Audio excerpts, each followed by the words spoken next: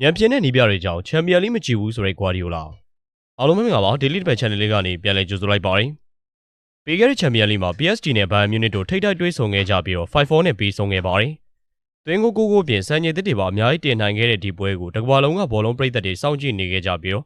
ဆယ်စုနှစ်ရဲ့အကောင်းဆုံးဘောလုံးပွဲလို့လည်းသတ်မှတ်ခဲ့ကြပါတယ်။ဒါပေမဲ့ကမ္ဘာအကောင်းဆုံးနီးပြကြီး Pep Guardiola ကတော့ဒီပွဲကိုနည်းနည်းလေးမှစိတ်ဝင်စားဖို့မရပါဘူး။ Guardiola ကဒီပွဲကန်နေတဲ့အချိန်မှာအင်္ဂလိပ်တတိယတန်းကဘောလုံးပွဲတစ်ပွဲကိုတွားရောက်ကြည့်ရှုနေခဲ့တာကိုတွေ့ခဲ့ကြရပါတယ်။ Guardiola ကကမ္ဘာအကောင်းဆုံးပွဲစဉ်ကို Stockport ကောင်တီနဲ့ Porvero ရဲ့ပွဲစဉ်နဲ့လဲပစ်ခဲ့ပါတယ်။ဒီအကြောင်းကိုသတင်းတောက်တွေကဒီတစ်ပတ်ပွဲကြိုအင်တာဗျူးမှာမေးမြန်းကြတဲ့အခါ Guardiola ကအကြောင်းရင်းကိုပြောပြလာခဲ့ပါတယ်